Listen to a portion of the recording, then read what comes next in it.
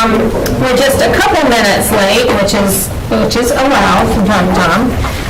So thank you for being here, and per usual, we have a packed agenda. But the first thing I'm going to do is ask for a motion to approve the minutes from the March Policy Committee meeting. Madam Chair, I did get to see the minutes before my computer went wonky on me, but I move we approve the March 24th, 2026 Policy Committee minutes. Okay, is there a second? Second. All right, Ms. Gordon. All in favor, please say aye. Aye. Any opposed? Thank you so much. And we'll start with some technical revisions. Dr. Crane, school safety and military leave. Sure. So for these two policies, these are technical revisions. What you will find in 1510 is a technical revision in the last sentence of the policy. That corrects a footnote or a section letter for 115C or 5.65, and it also strikes the link in the references, other resources. The technical revision for military leave revises a legal reference in the last section. Here are the legal references here. And those are the two. So I was looking at my laptop. Is that when the military leave is starting now? Now, yeah. So these were board members, if you saw ahead of today, the citations, technical corrections, no changes were made to any language or the body of the policy. So does anybody have any questions about these two? Let me check my last. So according to the calendar, it wouldn't be the May 5th meeting, but May 19th. So could I get a motion to put 1510 school safety and 7530 military leave on consent for the May 19th meeting? So moved. Is there a second? Ms. Rice? All in favor, please say aye. Aye. Any opposed? All right. Next item on the agenda are just a review for you of the items that staff has removed from old manual. These fall in two categories. They are either duplicate or erroneously retained. They should have been removed, but they were not. Or R&P. I'll show you that chart. So you will see in the first section we have 5410, selection and procurement of media, collection, development, management, foreign language proficiency, and free and reduced lunch price benefits, free and reduced price benefits. These policies were erroneously retained in the old manual. They have been formally repealed through policy adoption prior, so they were removed from the old manual. There were several R&P that were also should have been removed, confirmed with staff there. Professional learning teams, 5040, 5410, around selection and procurement, dual enrollment, and transportation responsibilities, 7110. These were all replaced or should have been pulled when policies were initially adopted. This is an information item for you, needed no action, just an information so that you know what's going on in the policy manual as we move through. Our next section has to do with several revisions. These revisions came to us from the School Board Association as part of their twice-a-year updates to us, their update service. The first one is policy 1310, 4002, parental involvement. The inclusion of a paragraph in section B1 regarding providing advance notice as practicable, regarding advance notice of discussions, activities, or assigned readings so that the parent has the opportunity to request that the student be excused from them in accordance with our policy 3510, religious-based exemptions from school programs.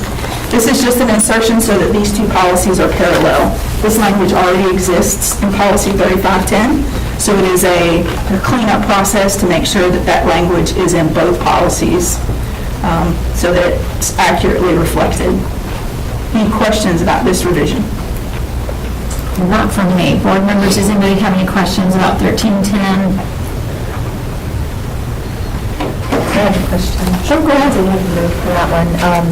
To the extent practicable, how do we define that? The statute didn't define it. The statutory language says to the extent practicable, and we did not lean into that to define that any more tightly than the statutory language. The School Board Association reflected that, and it's our standard practice to follow the School Board Association language, and we did not narrow that language any further. Okay. Any other questions? No. Can I get a motion for 1310 to go on consent at the May 18th meeting? So moved. Second. That was Ms. Ross? Second. All in favor, please say aye. Aye. Any opposed? Okay. 3225. Policy 3225 has one revision, and we actually have a change to talk with you about. Doesn't change any of the language. This has to do with some clarification that came on using E-rate funds for hotspots, Wi-Fi hotspots. So in the past, where E-rate funds could be used to purchase Wi-Fi hotspots, they can no longer be used for that purpose. So the School Board Association recommended the language, the superintendent or designee will provide guidelines to ensure that any Wi-Fi hotspots used off school system property were not purchased using E-rate funds. They recommended that we strike the second sentence there, which says that school system Wi-Fi hotspots and/or services may be used off school system property only by students and school staff members who need them. Such use must be primarily for activities that are integral, immediate, and proximate to the education of students. In talking with Mike Ramsey of Technology Services Division, we use zero E-rate funding to purchase hotspots. Any hotspots that we do use were purchased with local funding. So his advice on this section was to keep our current language that you see struck out here. We will keep that, and that we will insert this sentence regarding Wi-Fi hotspots and E-rate funds will just go after our language, so that it's clear no E-rate funding will be used to purchase hotspots, but it also keeps our language in defining how school system hotspots are used. So to reiterate, what struck out is going to be put back or kept, and that first sentence is going after it instead of before. So that's it, okay. Yes. Chair, or Vice Chair Hacker, did you have a question? Thanks. I just, a little bit of context. I mean, if the students and staff are on school property, why would they need a Wi-Fi hotspot in the first place? It seems like when we've used these traditionally have been where we've had students that needed Wi-Fi for homework or something, you know, where we've sent some mobile units out to neighborhoods to project. I just couldn't think of any situations where we were using hotspots in our schools. It seemed like most of the use would be outside of the school in the first place, but that might be beyond the scope of this discussion. It might be, I don't know of any examples. Chief Little did ask me if I wanted someone here today from Technology Services Division. Could have answered that question for you, and I can dream up a scenario, but that doesn't answer your question. Madam Chair, it seems like what staff is proposing, adding the underlined language, that keeping the language that is struck through from the school board would address the situation, so I would support that. I think so too, and it says may be used off school system property, you know, yes, Mr. Hershey. What guidelines are there to ensure that, I'm just wondering the practical part of that new sentence? Provide guidelines to ensure that E-rate funding isn't used. Yeah. Can't you just say, don't use E-rate funding? I mean, we're not already, I'm just kind of wondering what's the purpose of this? Rob, do you have any insight? I'm looking at it.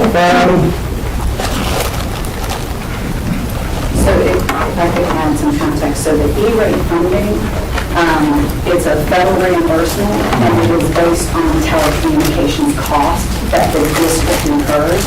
So if we were to use E-rate funding to seek a federal refund, we can't do that. So the E-rate funding comes from a federal refund. And so we would not want to be claiming spending funds and then claiming the reimbursement out of the E-rate funds. That would be like spending federal dollars to get a federal reimbursement. Right, but we're not doing that now, right? We're not, they just said we're not using E-rate, yeah, I think it's so. probably to make sure that all districts understand that as they seek reimbursements of E-rate funds, is that it's not permissible to use the E-rate funds to purchase telecommunications. So why would we not just say that versus providing guidelines? Is there, and I'm sorry, my Wi-Fi, we weren't able to. Oh, that's okay. And there you go, perfect. I don't know that there's really, I think one is saying, instructing the superintendent to create guidelines to ensure that it doesn't happen. I don't know that there's a significant difference between that and saying don't do it. So would just say I think either, I don't see a reason that if you prefer to say don't do it, that it's a problem. We could say any Wi-Fi hotspots used off school system property shall not be purchased using E-rate funds. I think that's, Use a shall not there. Yeah, otherwise we're just creating an additional unnecessary step. Or could you also do superintendent or designate will ensure? Okay, just will ensure. Will ensure. Any Wi-Fi. Sure. Either one. So no guidelines, but just will ensure. Yeah. Okay, that's much simpler.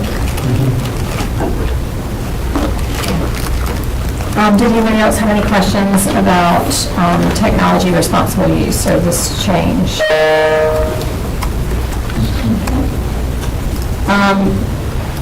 Can I get a motion to put these revisions, including the will ensure language, on consent for May 19th?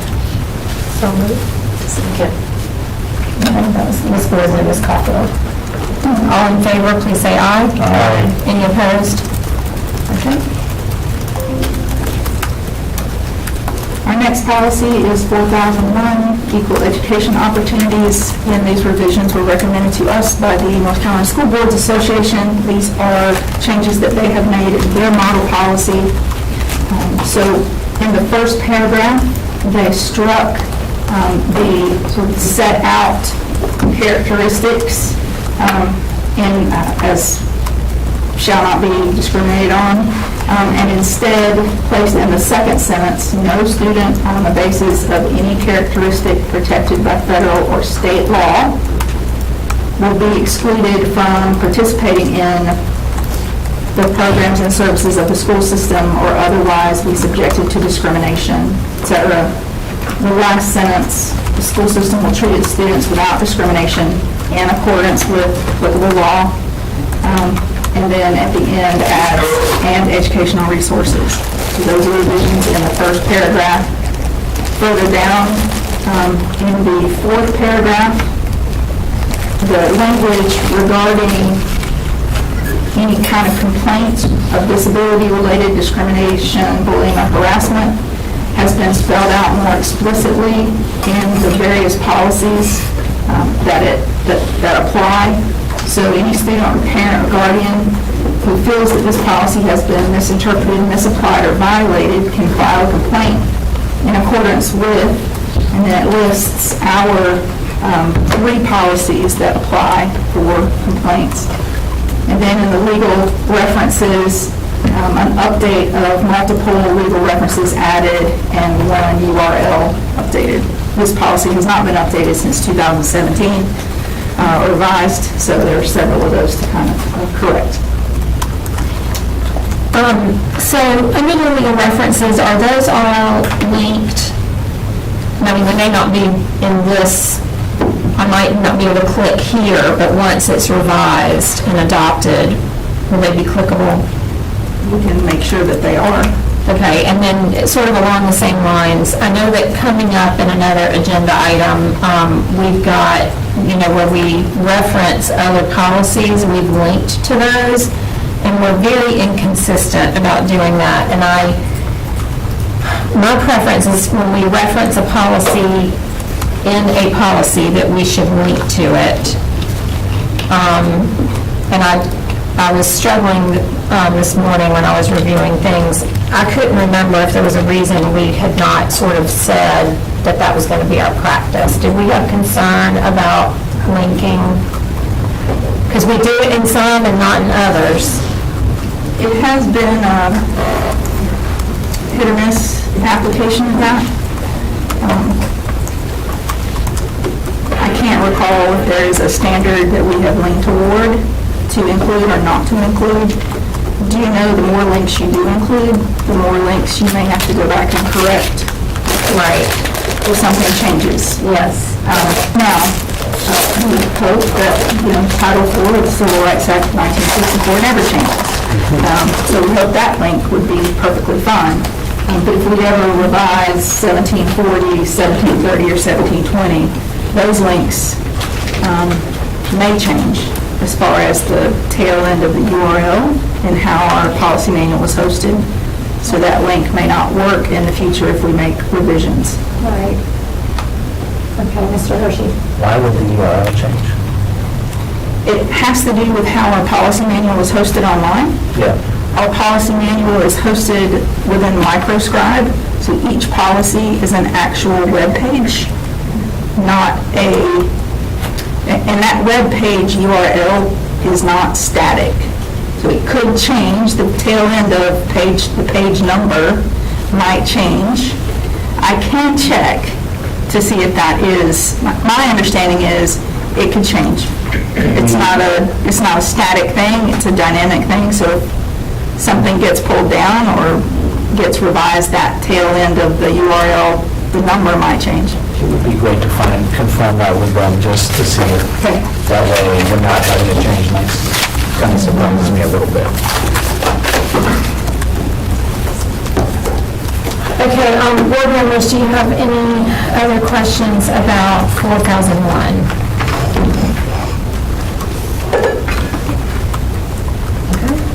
Can I get a motion to put this on consent on May 19th? So moved. Second. All right. Sure. All in favor, please say aye. Any opposed? Okay. 6310, Organization of Student Transportation Services. You'll see those in red. The State School Board Association of North Carolina Board of Education made some changes to their regulations regarding what types of things need to be posted on school system websites. So you will see that, for example, in the first paragraph, goals established in goals of student transportation services with the requirements set forth in state and federal laws and board policies. They will need to be, for example, superintendent designee, the board develops these rules and regulations to implement the policies. We got those. And then the superintendent shall ensure that a copy of all rules, regulations, and policies related to the safe, orderly, and efficient operation of the Student Transportation Services Program are posted on the school system website as required by the State Board of Education. That is, those things are required. What's not required in the regulation is job descriptions. So we struck, in conversation with Neil, specific duties related to providing student transportation services shall be included in appropriate job descriptions, okay. But the superintendent shall ensure that a copy of all job descriptions are posted on the website. That is not in the regulation. these other things are, rules, regulations, policies on the website, absolutely. But the job descriptions are not required to be posted on the website, so we struck those things from the policy. Are they posted for people that are actually applying? Like, in that, I mean, okay. They're posted with our job description. Okay. Includes a job description. All right, so this is more referencing just general, the homepage or something, or on some, okay. All right, I'm not sure why the School Board Association threw job descriptions in there to be posted. Maybe it's a place other districts do that, but I was talking with Neil, and neither of us felt that was necessary for us. Board members, do you have any questions about 6310? Okay. Like mine. All right, can I get a motion for 6310 to go on the May 19th consent agenda? So moved. Second. All in favor, please say aye. Aye. Any opposed? And licensure, 7130. This is a minor revision recommended by the School Board Association. In the top of page 2, it's a State Board of Ed policy reference. And in section B, under license conversion, it clarifies that teachers must meet all requirements of the State Board of Ed to do any of the following: convert a residency license to an initial professional license or a continuing professional license, to move from an initial professional license to a continuing one, or to move from a continuing one to a lifetime one. So it clarifies that sentence. Adds a ton of state board policy references at the end.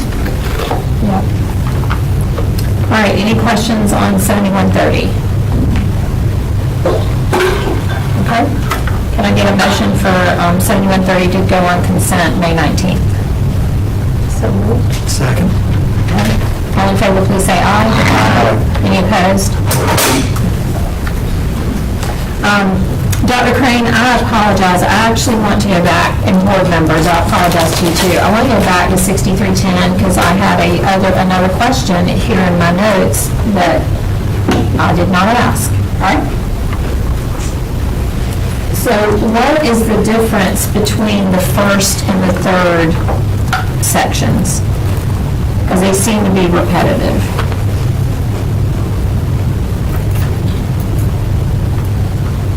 The first one has to do with establishing a services program. The second one has to do with developing all rules and regulations to implement the policies. Okay. So one is a program requirement, and the second is a policies and rules and regulations requirement. Okay. To Ms. Edmonds' point, within the second half of that first paragraph, and with the requirements set forth in the state and federal laws and regulations and board policies in the 6300 series, it seems like we could just consolidate those two. Develop all the rules and regulations to implement the board policies, and then establish the program consistent with those policies, maybe. So we would move, Just that first sentence of the third paragraph to be the first sentence of the first paragraph.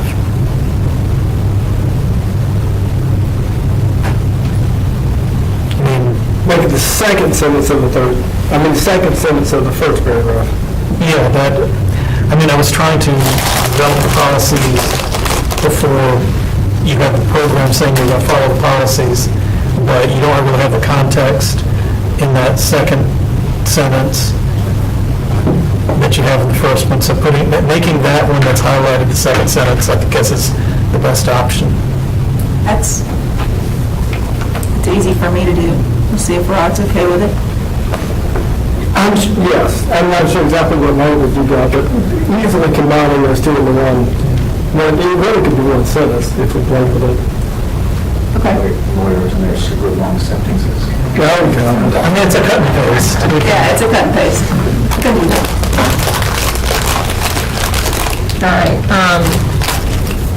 Attorney Malone, do we have to redo that motion?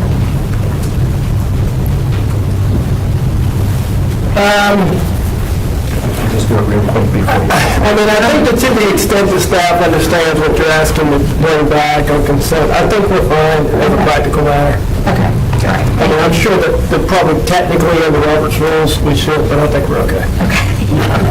Thank you. Okay, and thank you all for entertaining that. I'll pay more attention to my notes over here as we go forward.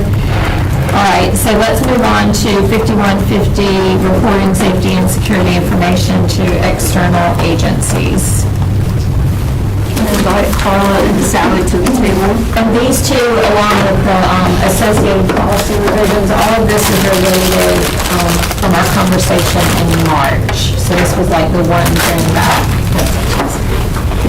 we had. I'm so sorry, I did. Hi, AJ as well. I apologize. I'm so colored, go ahead, We're ready? So policy 5150-7313, reporting to external agencies. We previously brought this policy in March, and our intention when we brought this policy, the School Board Association policy is very, very broad.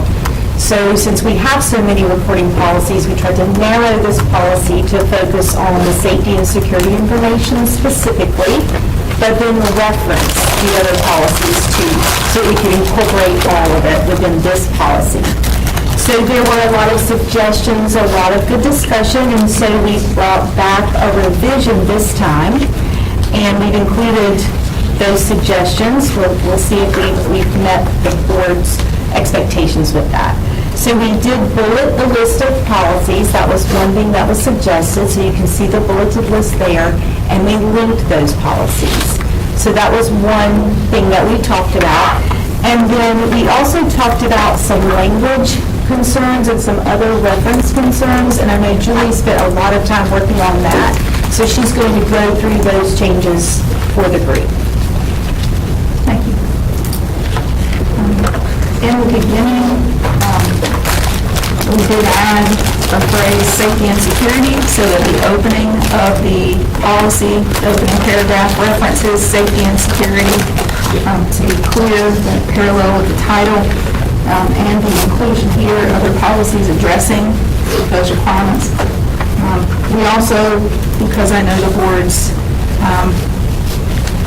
preference, linked anything in the policy that could be linked to another policy within our manual. We went ahead and linked that. We did follow up, Mr. Hershey, on your request to take a look at must, shall, and is required. In a conversation with Neil, for statutory purposes and policy purposes, must and shall are the same. They're synonymous. I also went back and looked at any time any one of our policies is mentioned here. So in this section, the superintendent must ensure that all of these things get reported here. That was fine. I did see on page 4 here, in section E, the statutory, the language in policy 4240 is, instead of must, it's is legally required. So if you would like for us to make that parallel, we can change this must to is legally required. Just wanted to, you asked us about, does the language align? Also, in section F, must here is also is legally required. And this must here at the end is also is legally required. And let's see. And then this must and the policy here in 4230, that's a shall. So those are the only places, and comparing this overarching policy to all the other ones where there's a difference in language or the wording for must, shall, or is legally required. I want to ask you, Dr. Crane, so in these examples that you just highlighted with the is legally required, that's in the referenced policy in that section is where the is legally required language is? In policy 4240, where it talks about reporting to the County Department of Social Services, does not use the word must, it uses is legally required. In policy, again, in policy 4240, with regarding reporting to the Department of Health and Human Services, is legally required. Here, policy 7100, I apologize, that's a shall there instead of must. And then on top of page 5, this must is a shall in policy 4230. Go ahead, Mr. Hershey. My own preference is that the language matches what the policy says, but I'm just one. And if my colleagues feel differently, I'm okay with that. So if it is different, If it's sometimes it's legally must, sometimes it's required. legally required. Yes, then say legally required. That would be my personal. I actually agree with that. I mean, now that we understand that if a parent or someone looking at this were to bring that up and say, why is it different language? You know, now we're able to explain why. That's an easy revision to this policy to make that language parallel. And I appreciate y'all doing that. You're taking the time. Are you going to keep going? Okay, go ahead. Yeah.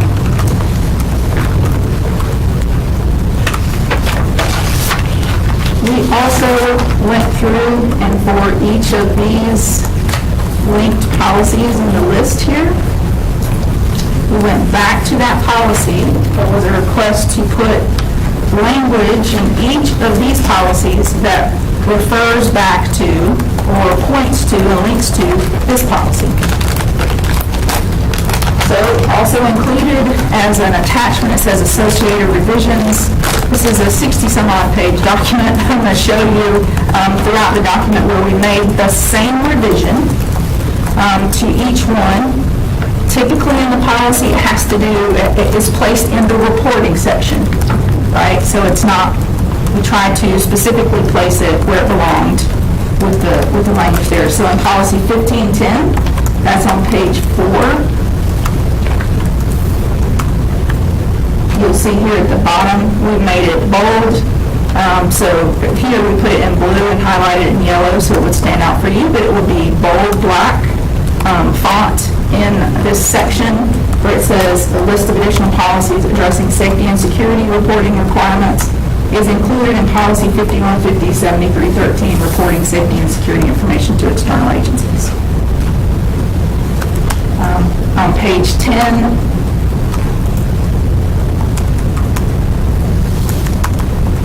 we've inserted the very same thing in the report to the State Board of Ed here, or at the bottom of this policy, because all of the reporting, a lot of the reporting in this policy goes to external agencies. This is staff-student relations. Please note, again, this very same insertion. On page 12, you'll see that we placed it on page 2 of reporting to the Health Services and Health Department in communicable diseases. On page 16, you'll see that we placed it in child abuse and related threats to child safety. We placed it up front because there's a lot of reporting here to external agencies. In 4302, this is restraint and seclusion. We've placed it near the end. On page 23, we've placed it, this is reporting criminal behavior at the end of the policy. On page 24, we've placed it in student discipline records. The superintendent shall ensure that this data is reported to the State Board of Ed. In policy 4700, this is student records. On page 30, we placed it where the policy 5150 kind of points to, and that is reporting information if any child is transferring into the system and has been reported as a missing child. Has to be reported. On page 41, weapons and explosives prohibited. That's at the very beginning.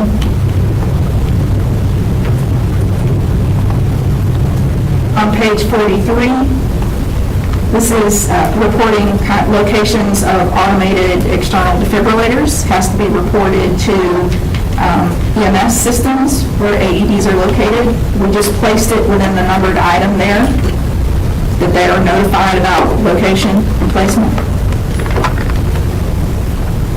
And policy 5120 on page 45, this is about reporting schematic diagrams to local law enforcement. On page 49, in student health services, at the very end of the policy, because we have to report to the Department of Public Instruction about our school mental health plan. In policy 7100 on pages 52 and 53, under reporting to the State Board of Ed, any licensed individual is found to have a criminal history, we put it there, and we also put it on the following page regarding criminal history checks of child care providers, because that is also a required report. On page 58, reporting misconduct under licensure, reporting misconduct to the State Board of Education, we replaced this statement there. Drug-free and alcohol workplace on pages 62 and 63. Under duty to report, this is about notifying funding agencies, federal funding agencies. There's a special kind of reporting that goes there. And then on page 63, consequences at the very end, reporting to law enforcement agencies. That's an external authority. On page 67, in procedures, this has to do with reporting Federal Highway Administration database information on drivers, and those things get checked, and those things must be reported if anything happens with our drivers. And finally, the last policy on page 68 is resignation, and there is a policy, there is a notification requirement there to the State Board of Ed if a teacher's criminal history is relevant to the resignation, or if they're required to be reported to State Board agencies. So we identified the place statement in each of these. Once this 5150, should we adopt it, is adopted, and I have a link for that. That link will go in each of these policies, so that each of these policies has a place that a parent can link and jump to the larger policy, 5150. Do you have any questions? First, is this what you asked us to do? I think so. Yes? A lot of reporting requirements to cover. Yeah. So board members, what other questions do you have? If any?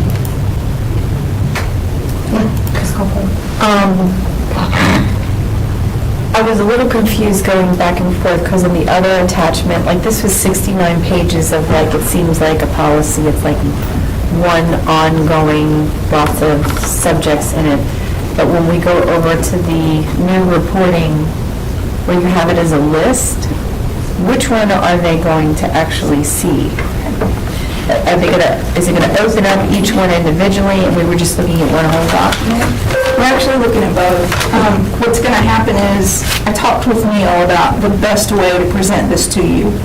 And instead of the links in the first part of 5150, this stays here, right? Yeah. And instead of attaching, I think it's 15 or 17 additional policies as 15 or 17 attachments, just combine them into one document to walk you through all those. There will be a revision made to each of those 17 policies. So, The 69-page document was for this presentation only. yeah, that's only So this when presentation. somebody's looking this up, they're not going to see 69 pages. It's going to take them That was to directly to show that you section. all the different places. That's why I was like, when you were doing that, I was going back and forth to my computer and scrolling, I'm like, where is she? So I could see that being Yeah, that- confusing. Yeah. Okay, so for the structure, that was fine. I did have a question on one of the policies. Well, two of them actually, the 4230, communicable diseases. The way that was worded, I was just wondering, what is our intention with that and where did that come from?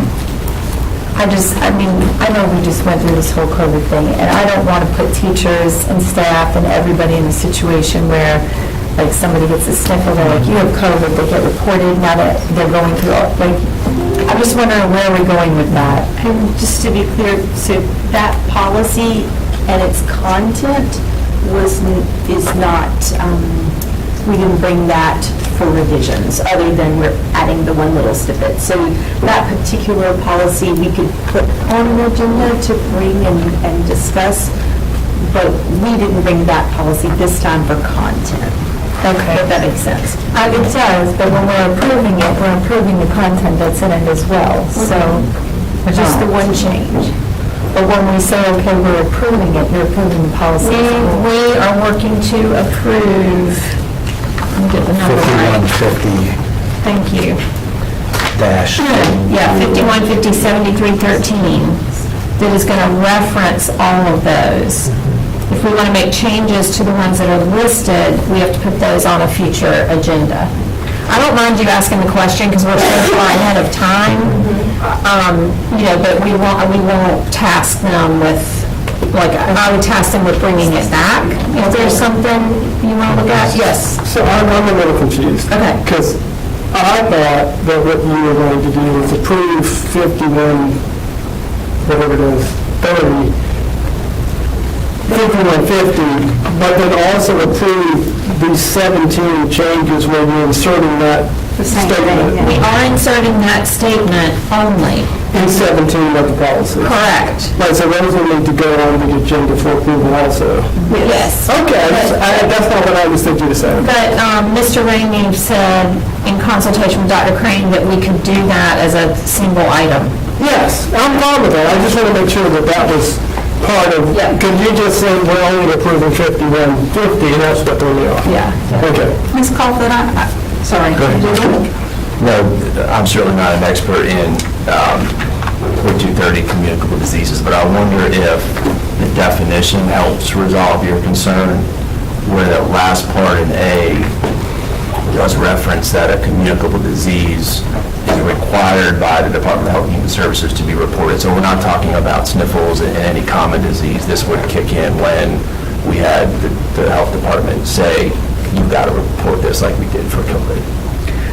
Right, I was, just because we are looking through the policy, so I was actually reading everything and all the different changes, so I was wondering, like, just using COVID as an example, if somebody was sneezing and had allergies and another teacher felt, well, you have COVID and I'm afraid of it, now they're reporting them, is it that kind of reporting? But we're no longer required to report that by the health department. We were at one time, but we're not.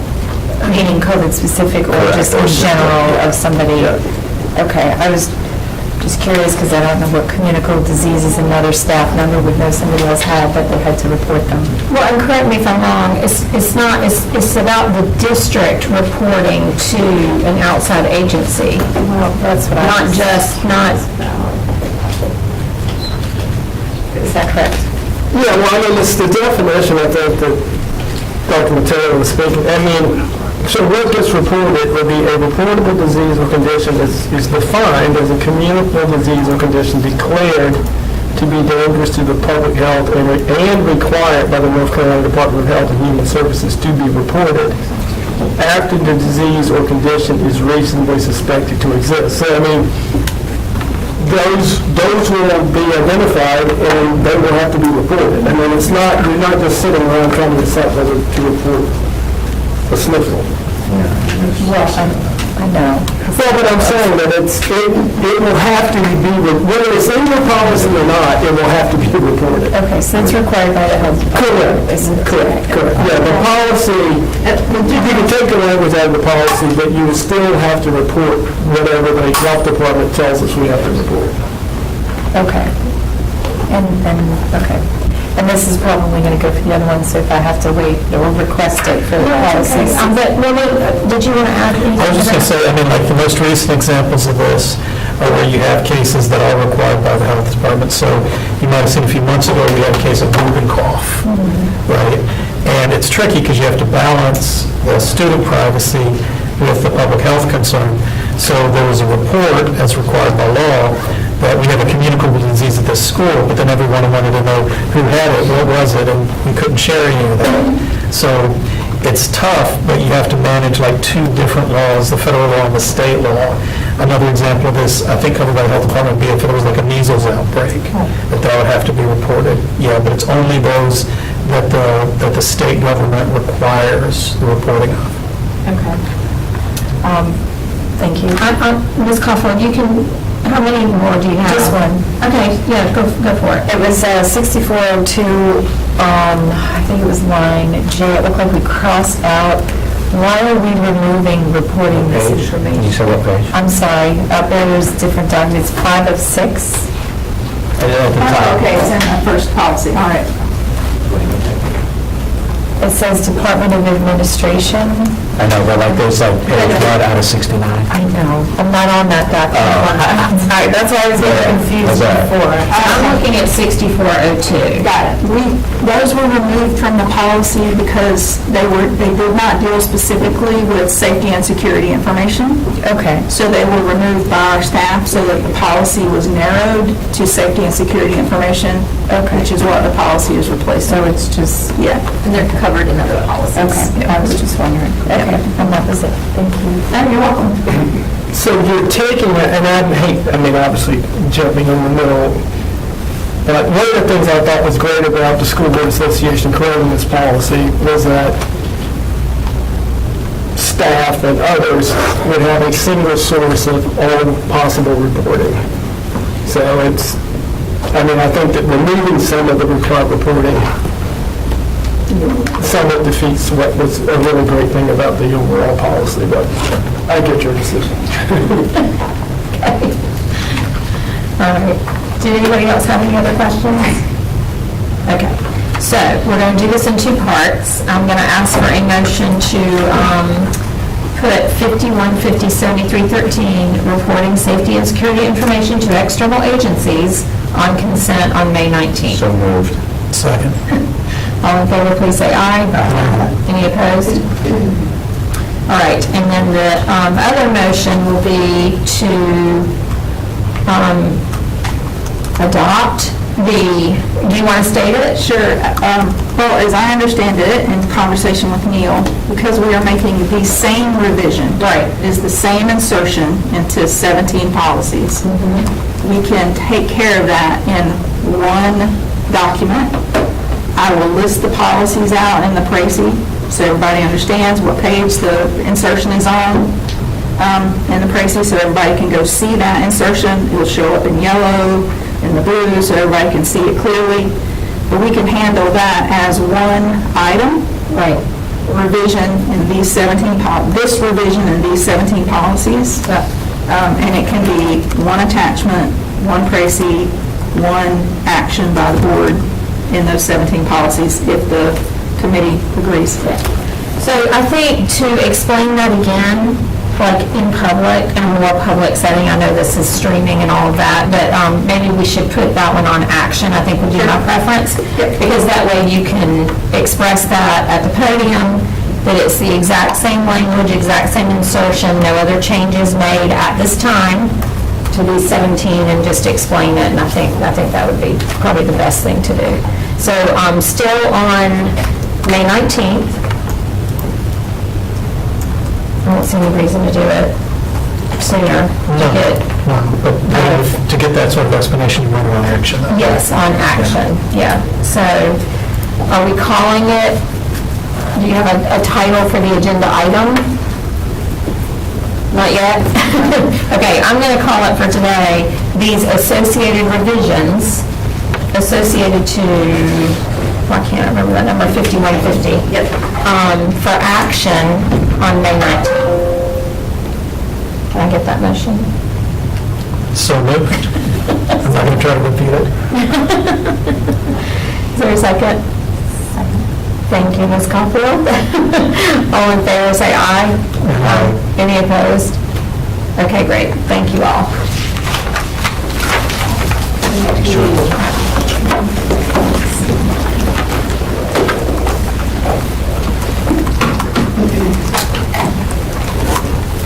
And now, our facility staff, we've got 90/30. I will preface, while our staff are coming to the table, that these revisions have been long in making, and there are moving parts on this one, right? We are replacing a couple of existing policies in RMP that do a lot of heavy lifting with new policy, new RMP, and some revisions to current policy. Just you? I guess so. So we'll get started with policy 9030. Would you like for me to pull this up? Thank you. Yes, please. Good afternoon, Chair Edmonds and board members. So I'm going to take us back to 2023.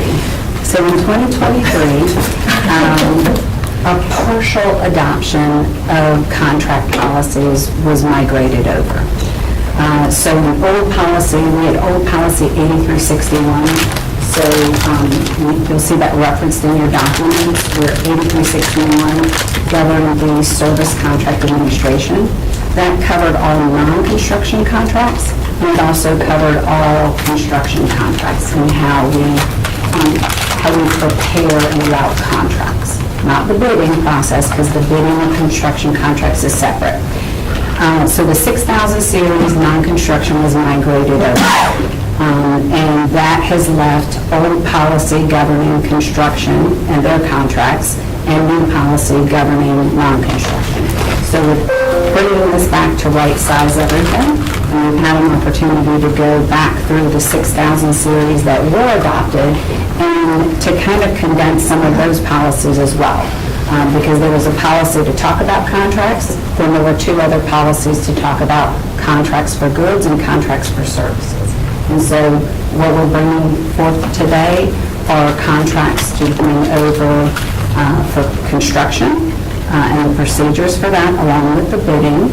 And then we're revising some of the 6000 series to condense those in more clear contract processes, including some things that we had not, they were basically unspoken, memorandum of agreements, memorandum of understanding. We didn't have clear language in any of the policies about that, even though they're zero cost.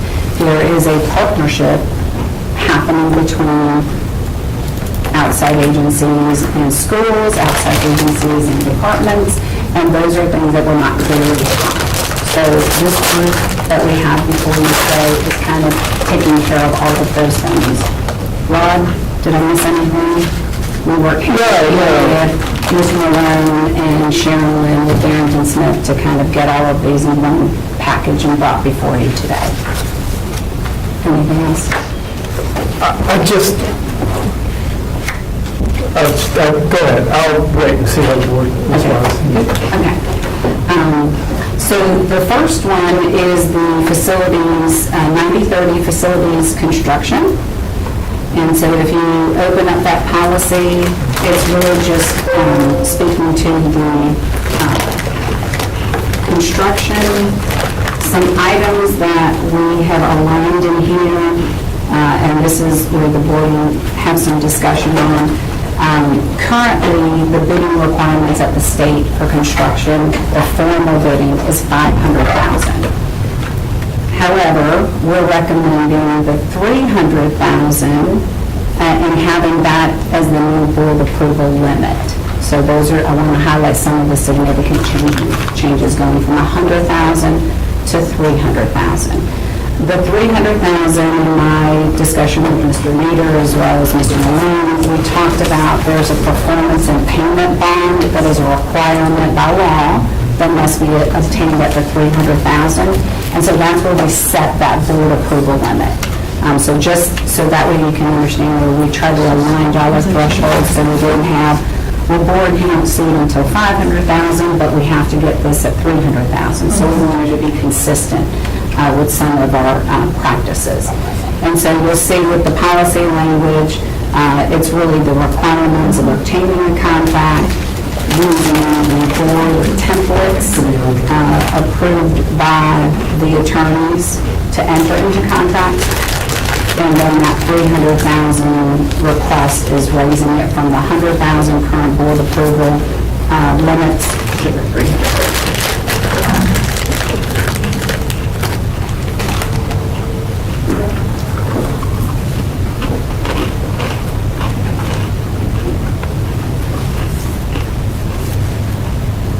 Yes, that is correct. That is correct. So Ms. Crane just pointed out under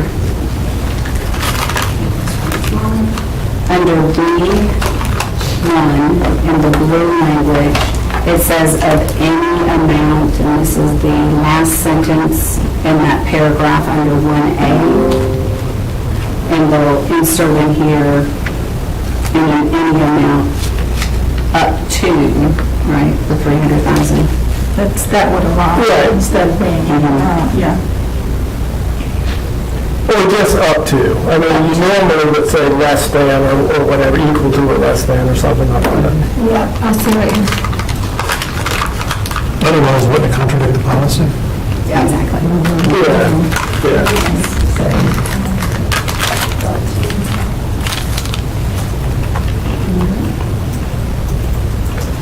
So this is the language that comes over from the School Board Association, other than the language that we've added in blue.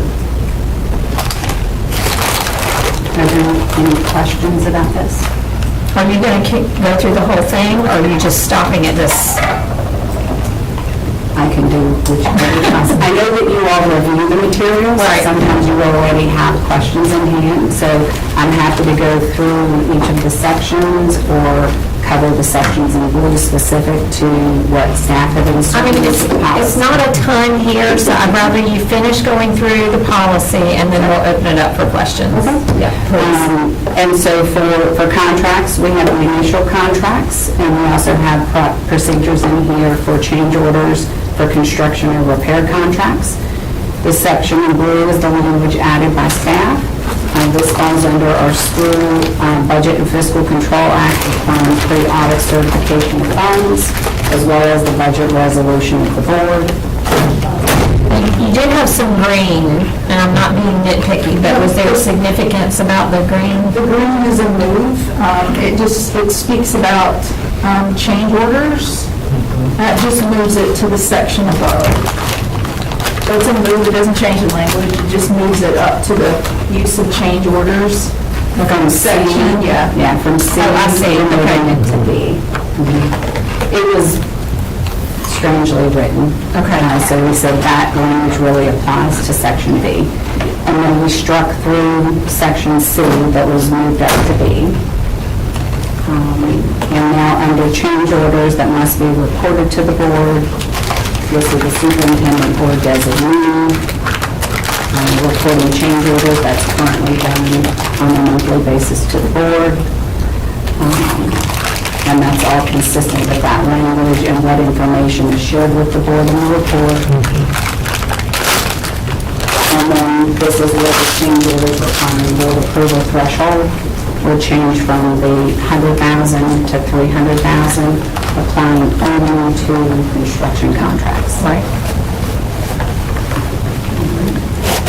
Again, language inserted about having sufficient funds within the project.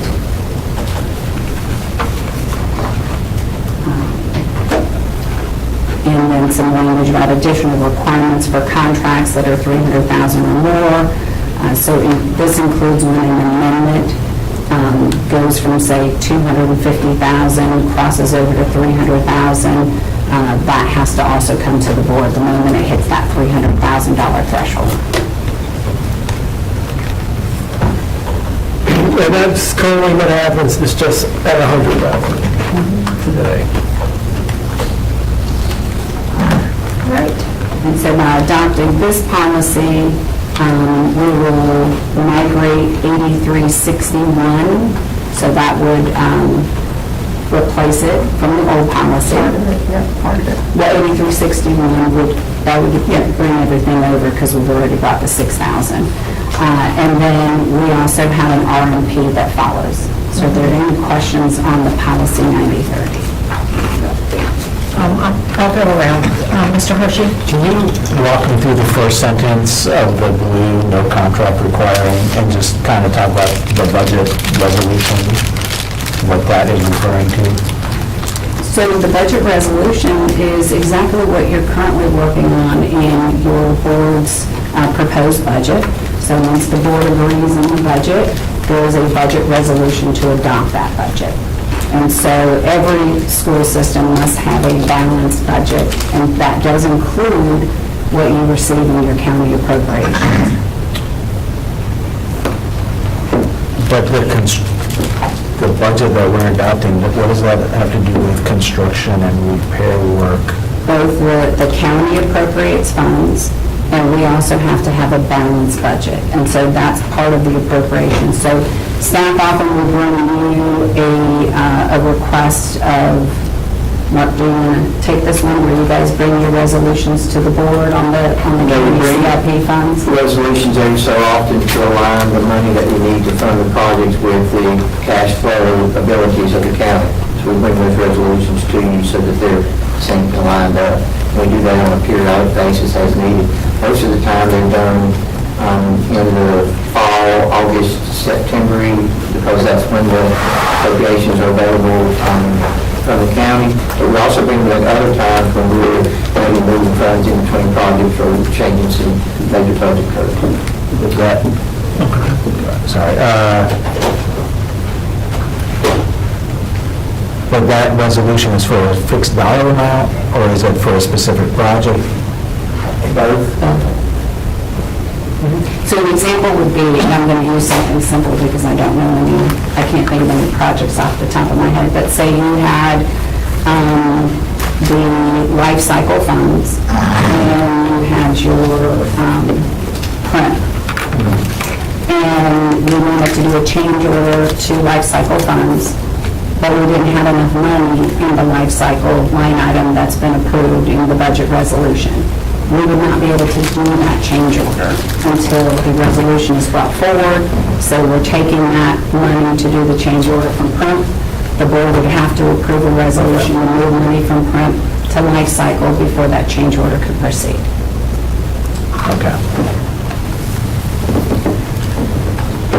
Dr. Amy? Just wondering if would be better clarity to mention the budget resolution pertaining to capital improvement. I mean, does that make, is there potential confusion? I would, so what if we changed unless the budget resolution to until a budget resolution is adopted?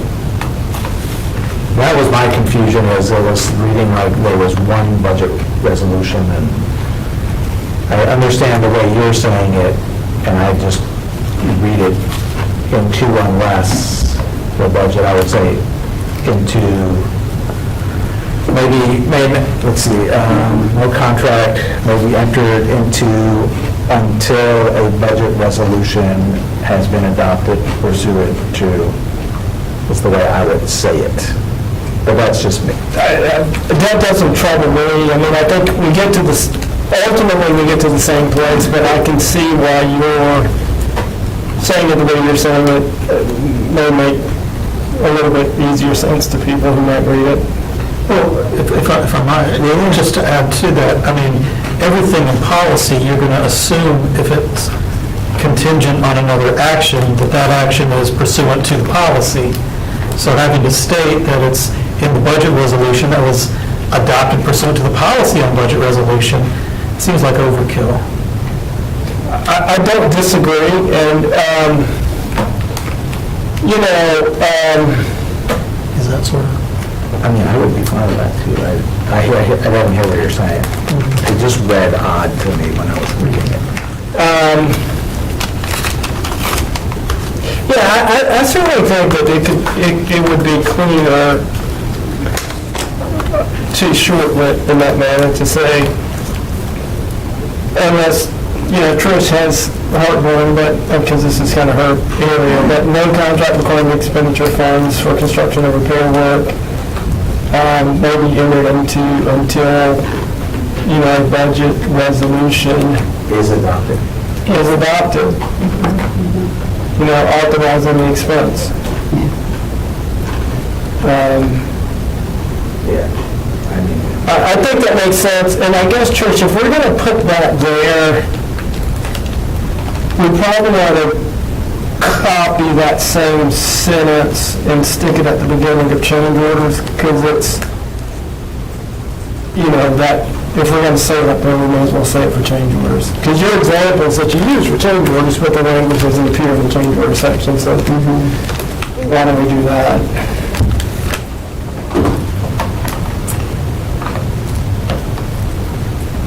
Dr. Amy, did you have anything else?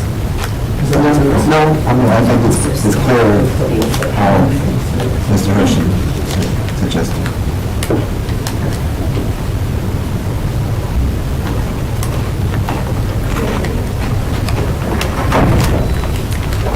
I wanted to let them finish what they were saying.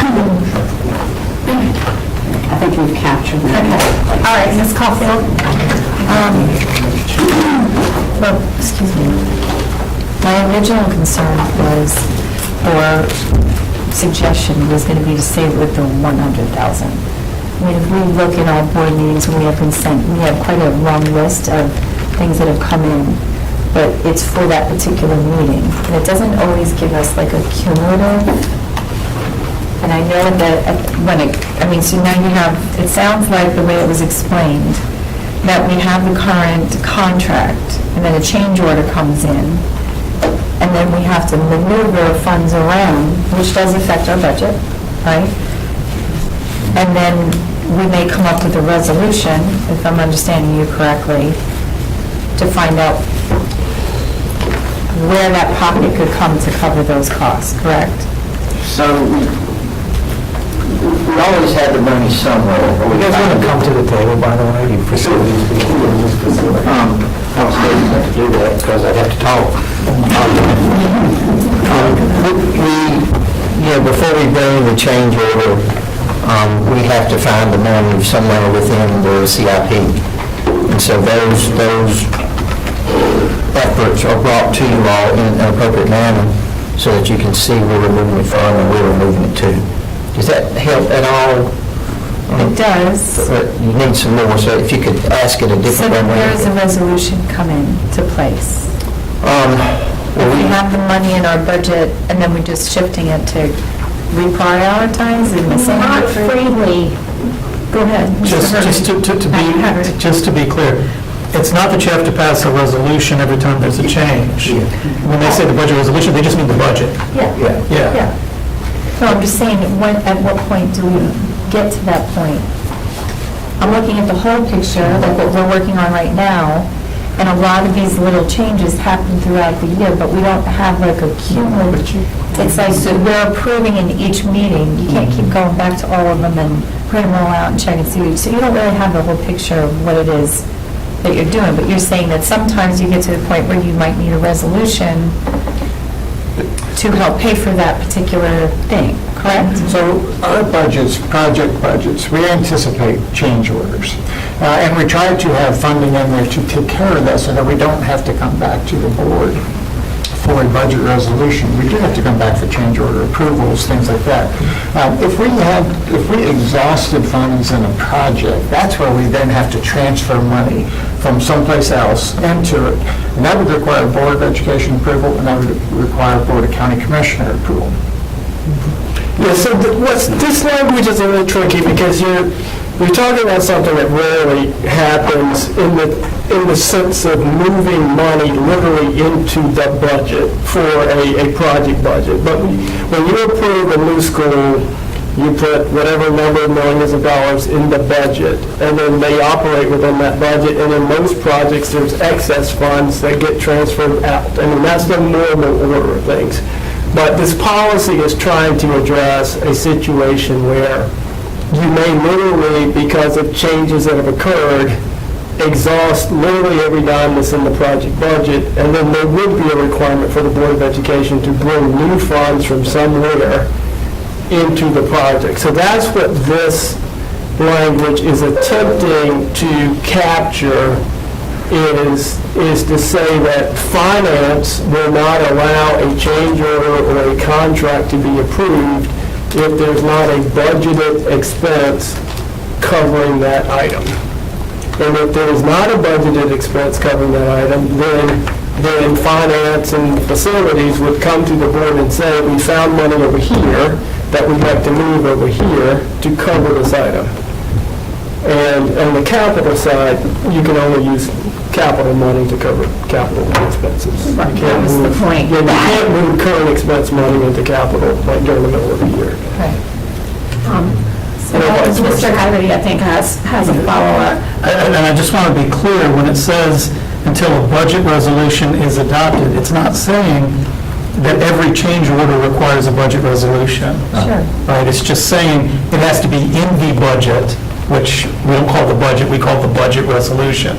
So you can't just change something that's not in the budget, but if it's in the budget and the funds are available, then you can have the change order. But it's not like every one of these are votes that come to the board if we've already approved the budget for it. Right. So my concern is if we raise it from 100 to 300,000, we're just adding more numbers on before we even see what we're looking at. Because anything that's underneath that is kind of happening without our approval. Right, so let me help with that for a second. So let's put the budget piece to the side for a second. All right. Whatever number of years ago, 20-ish years ago, staff, board raised from $50,000, which was the threshold back then for various bidding and other requirements, to $100,000, and gave the superintendent authority some 20-ish years ago to approve contracts up to $100,000 for construction and all purchases. Since then, the legislature has recognized that what was $100,000 25 years ago is nothing in today's world. And now that $100,000 statutory threshold is $500,000. And what staff is saying on the construction side is that they just need to be more nimble and the ability to enter into contracts that are, they're not asking to go to $500,000, they're asking to go to $300,000, that they ought to be able to enter into contracts that are in the up to $300,000 without having to bring those to the board. Those contracts, I forget what we learned when we were reporting. They will be reported. Right, so all contracts get reported. In the facility side. The board's approval threshold gets reported. Right, so all of these contracts that the superintendent entered into under this policy appear in the monthly report. All of the change orders that the superintendent entered into under this policy appear in the report. So the board is aware of every contract in certain facilities, I guess all sides, right? Right, all contracts that the superintendent enters into during the course of the month appear in the report. So the board is well aware of every contract and every change order. This just allows work to proceed under this threshold much faster than it does currently. I will tell you, having worked with these guys, that they really would want this number to be even higher in the world in which they're operating, but they're also trying to balance, recognition that the board does want to, be involved and oversee this. So and if we were just tracking what the legislature is doing, $500,000 would be the number, but we're not. And just as you know, 500's been the number for 15 years. We're lagging behind that move for a while. A lot of the policies, and Tricia and I have been talking for a while about, there is a lag in how we treat bidding requirements. You're still internally bidding a lot of stuff that the statute doesn't require you to bid because it's what, Tricia and I just want to do. So they're still being very diligent in how they're applying the rules. Okay. And it's specific to facilities. This change is only facilities. Right. Okay, Dr. Ng and then Mr. Hershey. Thank you. I just feel like kind of deja vu in this conversation we've had before regarding other areas, not with facilities, but, like legal matters, the, mediation, things like that we've allowed a more, be more nimble. Yes. In terms of being able to make those decisions without having the process of going through the board approval. And I guess, that you're talking about kind of inflation kind of drives all this change, or the change in the number amount. But I think the concern that Ms. Kaufman has is, accountability and transparency, and how do you make sure that those numbers below 300,000 is still being, visible to the community and to us, more importantly. So that's something that we can certainly try to rectify. I'm sorry. Can I highlight? There is a policy that we're bringing today as well. It's 9120, bidding for construction work.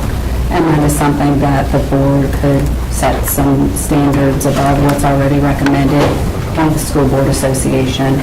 If you had some concerns that you wanted to add anything in there is that allows you to set, this is what's required for bidding and construction. But again, all of it is reported to us. We are just not approving it below that threshold. That's already happening.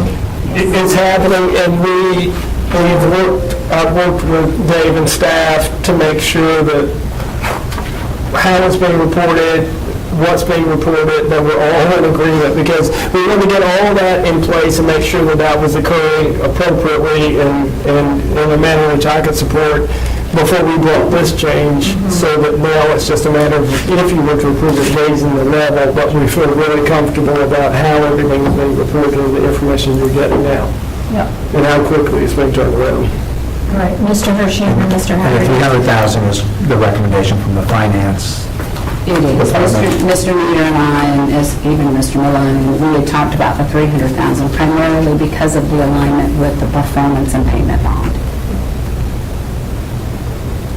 And if I may, I just want to be clear that it's not like we are lowering a cap, that the amount here that we have was for any amount, and under state law, it could go as high as 500,000, but we're choosing a lower amount for more accountability than was required by state law, because aligning it with that performance bond issue helps shield us from any liability that might not be covered by the bond.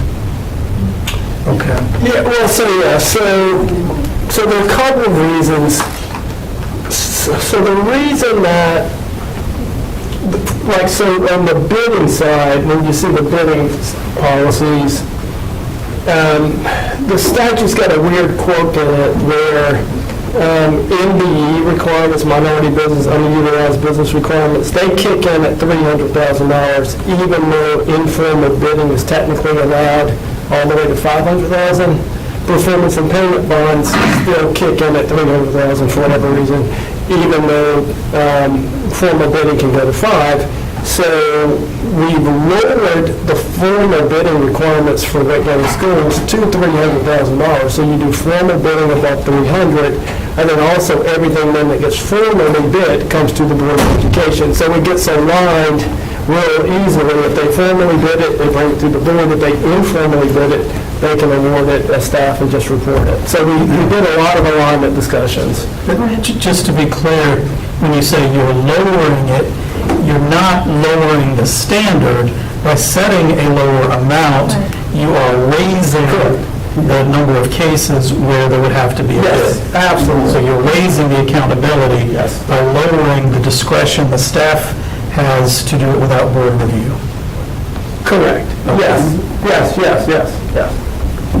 Yes. Any other comments, questions? Okay.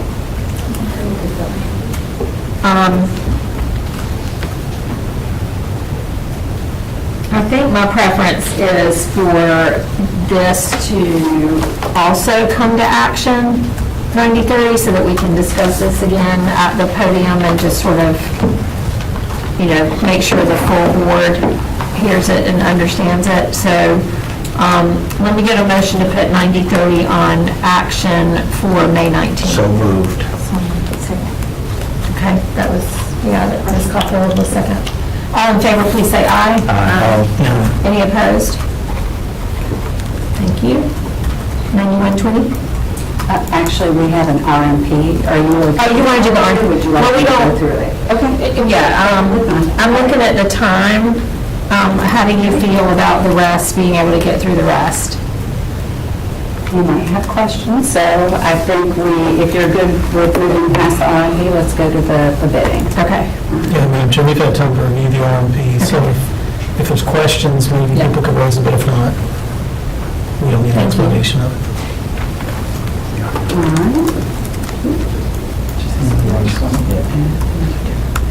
I did actually have a question, I'm sorry. Is this 8361, That's the old that's the old policy. policy, right? I'm looking for, I think it's B, C, and D. I was wondering who signs off on it, but we didn't talk about it at all, so we might have actually said it. Are you in 8361? Yeah, the RMP, page 1, item 8, it lists A, B, and C. A signature authority? Yeah, who signs off on that? My understand, what was the new RMP say? But the new RMP is supposed to, basically, we didn't change the $10,000 that we did. It's going to stay, basically Dave will sign everything. No, Dave and Mark. Are you looking in the new RMP, the revised? It's page 1 of 3. Yep. 90/30, construction, repair, and associated. And then if you go down to, on page 1, you go down to item 8, and A, B, C.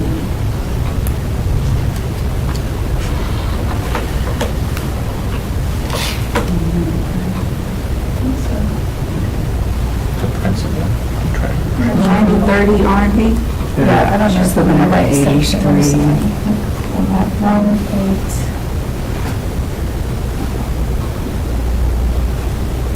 Oh, okay, all right. I haven't known to ask who signed off, and if this was actually approved by the board or just the reports, and just getting clarity on that. So you're looking at section 11, or number 11, signature authority, A, B, and C. Thank you. Is that correct? Okay. So, yes, so this is something that, this is a change, as a matter of fact. So we were looking here to raise some signature threshold levels. This is more internal, where we allow a senior director level to sign off at $30,000. So these are more internal recommended thresholds for our maintenance and operations, our child nutrition, and our transportation department. They do not have a assistant superintendent level. They have a chief officer, which is Mr. Strickland. And so we were raising some signature levels for staff and the RMP just for those departments because they operate large dollars, they operate large transactions, and for operational efficiency, we wanted to raise some of their thresholds because it would have to go to the chief level for approval. It is only those 3 areas that we were raising it for, and it is listed in... But 930 is just facilities. Oh, this one, sorry, yes, the 6,000, sir, yes. This is for the facilities construction area, yes. And that was to help alleviate Mr. Burnett. The volume is high in the number of contracts. I mean, I see over 5,000 contracts a year. So the number is high. Yep. And so this just creates more efficiency for small projects that need to, I mean, they need to happen. A lot of these things need to happen yesterday because sometimes something's broken. Yeah. And on page 3, letter B, there, it referenced, and I'm looking at the RMP, it references the reporting again, where it says a list of all construction contracts and change orders reportable to the board under 9030. So you can see. Page you can see all the signatures of everything.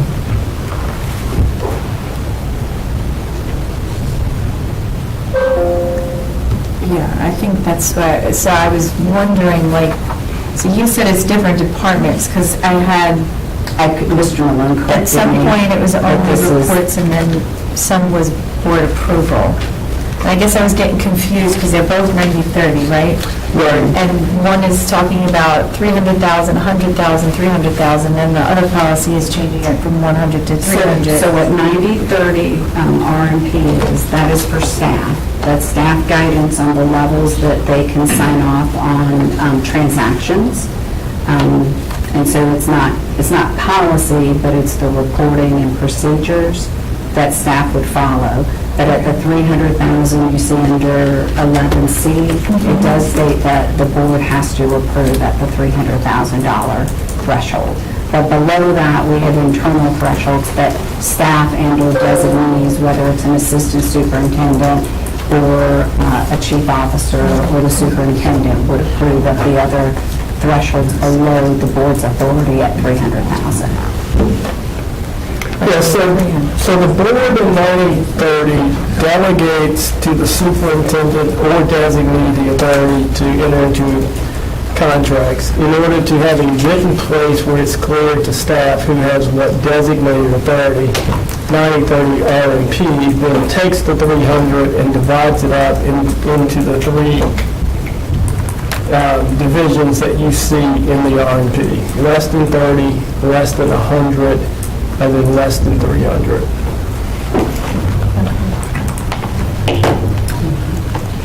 All right, I want to move this along to 6420, oh, excuse me, 9120. All right, thank you. So 9120, again, 8361, and I believe 8350 have language that we would be sunsetting those policies off the old policy and migrating to the new school board policy 9120, bidding for construction work. So it clearly just, it states what the board strives to obtain, high-quality services, reasonable price, following our bidding process. We do reference policy 8305 about federal grants administration, as that could be applicable to some construction projects. You have your standards for participation in construction contracts. Dave, do you guys want to highlight anything in here? Maybe deal with the MBE. The MBE threshold is still the same as the statute of $300,000. There's change there. Yes. Can we get away with the language in G about the board not being subject to arbitration hearings? This looked at combining, so Julie, correct me here. There is, what Up is on the on screen. here? There's a 7261 dispute resolution for construction and repair contracts in the old manual, and they were also looking to combine that into this 9120. So it's taking 8361 service contract administration old policy, 7261 dispute resolution for construction and repair contracts old policy, and then 8350 bidding for construction work, and creating it into this one policy, 9120. Right, so the answer to your question is we don't include arbitration in any of our construction contracts anyway.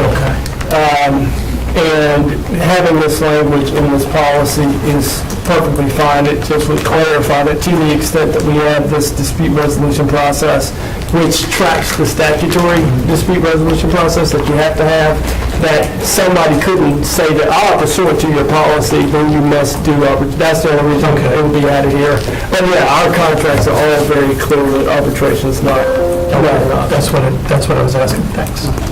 Mr. Hurd, sorry, I thought you were asking why it's in the policy. We're combining the other policy. So in the very first sentence, all contracts formally or informally bid will be awarded to the lowest responsible bidder. And then I'm not really sure why we are then repeating that with additional language in C and D. Yeah, I saw that, and I would say we take it out of one of the two spots. To me, standards for participation in contracts. I would probably... I kind of wondered why it was in A. Yeah, I would probably take it out of A. The standard. Yeah, I think that's where the School Board Association put it. But I would probably take it out of A, generally, and then just leave it in B and C. C and D. That's fine. And I'm sorry, what's the language? So basically in A, for the standards, it lists that that a bid will be awarded to the lowest reasonable bidder. That's not really a standard for participation. And then but then we repeat the language in the formal bidding in C and the informal bidding in D. So Attorney Malone is suggesting, and I agree, like, strike the first sentence in A. Right. Because it's not. But go ahead. The one thing on the standards piece that is added in section A is when we talk about lowest responsible bidder, is those taking into consideration quality, performance, reliability, and time specified in the bids for performance of the contract. So if the board would like to move that piece should also be there, because that is part of, when you talk about responsible bidder, I think that's why the school board has it underneath the standards section. So I just want to make sure that we don't lose that.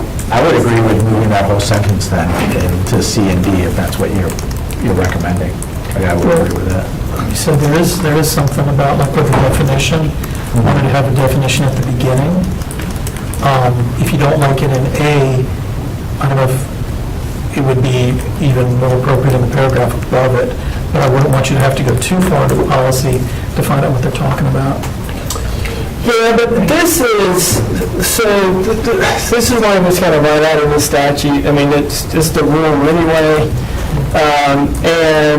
And I think that putting it in, it does really fit more in the bidding sections in a way, in my mind, and again, I kind of think about how they set their stuff up sometimes, but I view the rest of this section as kind of talking about who's eligible to participate in projects. The board's not going to discriminate, blah, blah, blah, that you can't be on a restricted company list.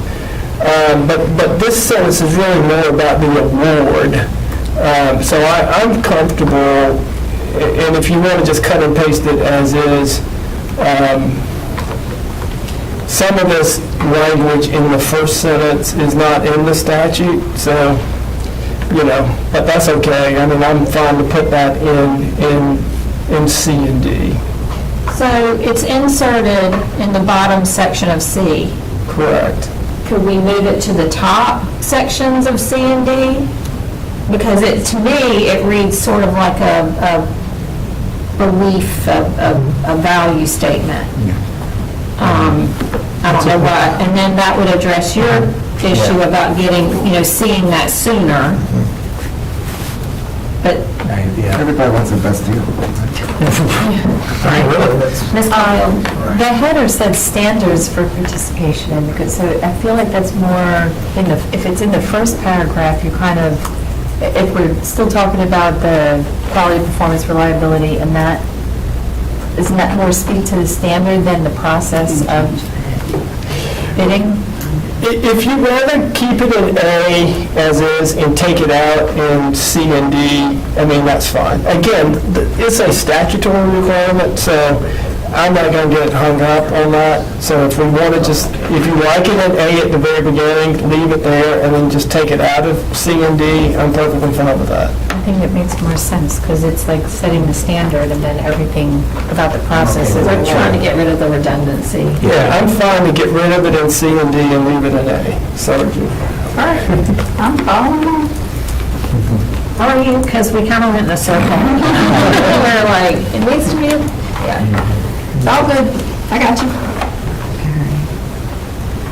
Questions, any further questions in section A? Again. oh, I'm sorry, Doreen. Yeah, just for my edification, under the section A, third paragraph, regarding increased participation in construction contracts by minority-owned and female-owned businesses, he said must certify that good faith efforts. How do we certify? Or how do we report that? There are reporting requirements, yes. Yes, there's a process. The state has a hub office. Contractors go through that process with them, do all that's necessary to get that certification, and that's really it. We also have staff that assist with the reporting process as well. Yeah, and we do the reporting. We report to the state. Contractors who may not be familiar with it, that we think qualify, our staff would be making them aware of what where that information is and how do you go through that process. So we encourage contractors who qualify to get that certification. And the efforts to increase participation are accomplished by advertising in papers or direct contact with known hub vendors, and that's pretty standard throughout the state. For approval in E, do we have to, it's saying that we're the only one authorized, but then we just talked about limits, like... Yeah, I was literally looking at that. I was trying to think that through. It seems like it needs to be added in. Well, I tell you why it's technically correct, because it says formal contracts. So that's where I ultimately kind of let it go. But yeah, I mean, it's because it says formal contracts. And so what the statute says is that the statute requires the board to approve formally bid contracts, and that's everything over $500,000. So you lowered it to 3, but you've also lowered to 3 the formal bidding threshold in your policy. So it does actually align. So when I did read it and I went back and forth on it, then decided that it was okay. But that's because this formal contracts tracks the 300 in C, I think it's fine. Would it be helpful to say see section C, formal bidding? Or just as a reference back to define what those formal contracts are? If you're specifically referencing formal bidding contracts at over I mean, we could say formally bid contracts. Okay. That may be better. The board is the sole authority authorized to execute formally bid contracts. If that works for the group. I'm just thinking. I mean, these are, Yeah. I struggled with these reading. So under, I know you jumped ahead. Did that answer the question, Mr. Hershey? Okay, hang on, let me read it. So what did we change? We formally bid to execute? Yeah, to execute formally bid contracts. Okay, and that is the 300,000? That was the 300,000. Correct. Okay.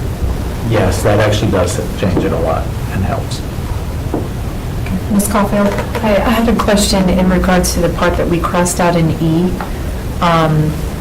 Currently, does our board attorney review our contracts? And we're doing away with that? No. Is that moved somewhere else? It's really in the next paragraph, the board may approve the use of, so every year, we work with Dave and the staff to review all the construction, and the church too, really, to review all the construction contracts to make sure that we're comfortable with what they are. I lose track of how often they bring those forward to the board to approve, but you used to get, and I guess you still do, these are the approved form contracts. I think Scott still does that. It's sort of as like a pedigree method of taking the risk. Yeah, like here's the CMA risk contract, Right, Yeah, so that those would be like 2 or 3 projects that we have coming up that we're proposing that they be CMA risk contracts that comes to the board. So on the board, there's a routing form that's required of all contracts regardless of the dollar amount. And on that routing form, we incorporate any board R&P. And so if on the construction, the form does have board attorney approval. And so what happens, anything that comes forward to the board for board formal approval, Clarington Smith reviews those contracts, and they actually issue a letter and says, go forth, obtain signatures. And so that would not change. And that, if the board so chose, could be a lower amount than 300,000 to ensure that attorneys are still seeing things. But I just wanted to make sure that whatever threshold we go with, if it's the formally bid, 300,000, then board attorneys would continue to see those. So, can I follow up? Yeah, sure. Then why are we taking out the language that says the board attorney in developing the standard? Why are we taking that part out?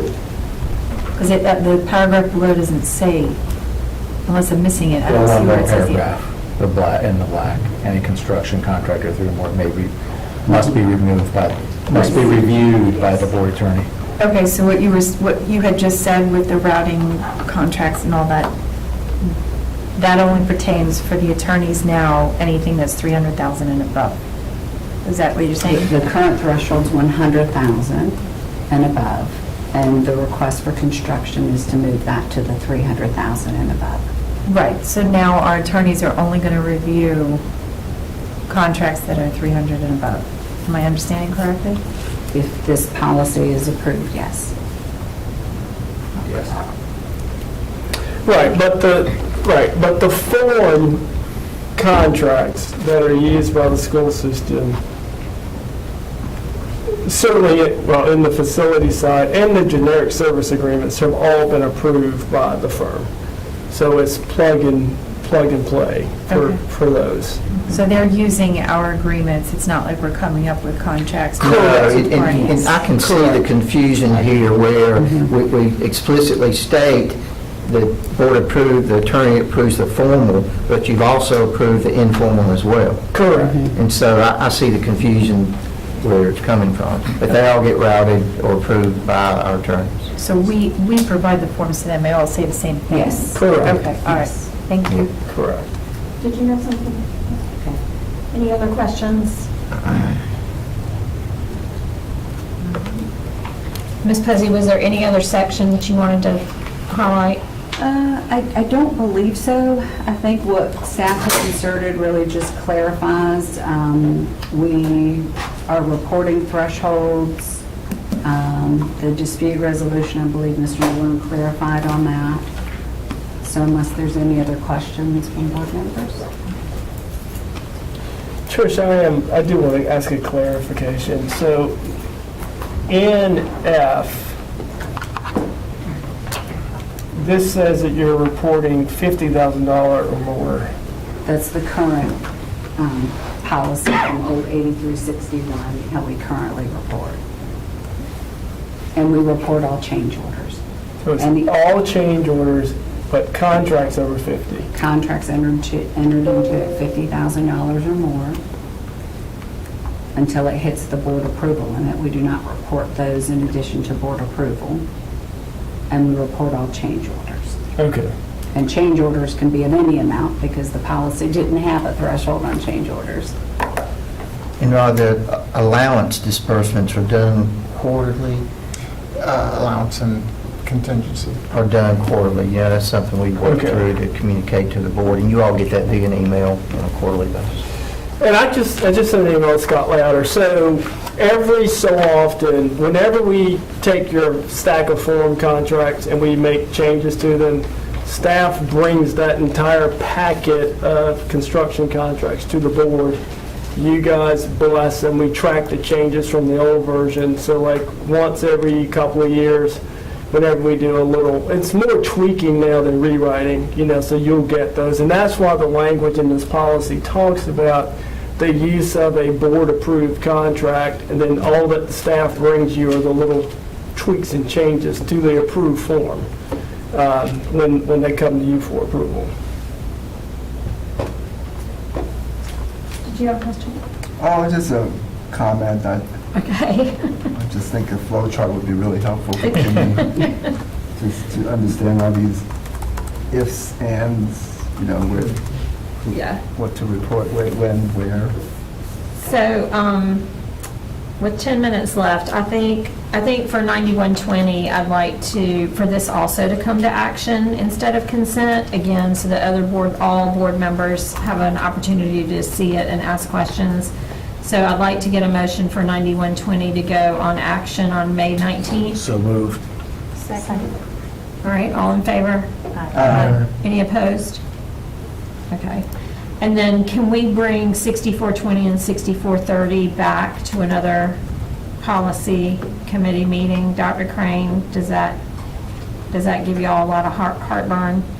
We kind of tied them all together. Well, I see that. I can run through them so what I can share with you is 6420 took language from existing policy 6450 that was adopted as new policy, and we moved that language into 6420 and added some language that was not clearly defined by the board as it relates to memorandum of agreements and memorandum of understanding, which are formal agreements that are being entered into, but since they have zero value, they're not really codified anywhere in policy.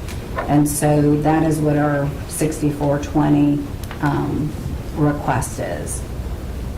Yeah, if you don't do them all at one time, I would either hold the 9,000s until you can do because part of the problem is that we needed to separate these and get the thresholds right and get all of the alignment together. So they really are a packet of policies. And I mean, moving them all out 1 month is fine too. If you, if these are only going on for first reading, then we're probably okay. We've already approved for 2 of them to be on action on May 19th, so we have to redo those motions.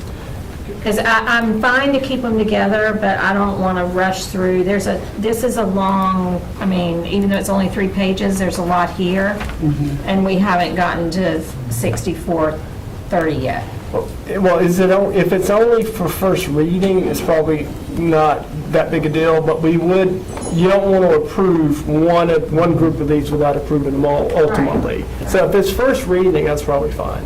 What we could do, Madam Chair, is we could just delay that second reading until the other policies have caught up. Yeah, Okay. yeah, Okay. that makes sense. We can do that. So still do them on action on the 19th? Just those two. Yeah, first reading, and then delay the second reading until the other two have come through. Because you don't want to have some of the policies with one threshold and some of the policies with another. Yeah, no, I get it. Okay. So are you holding off the approval? No, but they'll be, the action, they'll just be first reading. Okay. But we'll get to discuss them again, they'll get to present, but they'll have to come back anyway for second reading, and hopefully by then, we can get through these other two, and they can come at once. Is that clear as mud? And I'm serious about the flow chart. Yeah, I mean, I don't object. Thank you for that suggestion, Vice Chair Hatterdy. So, all right, with that, I'm going to adjourn us a little bit early at 2:54 or whatever you have. All right, so we're adjourned. Thank you.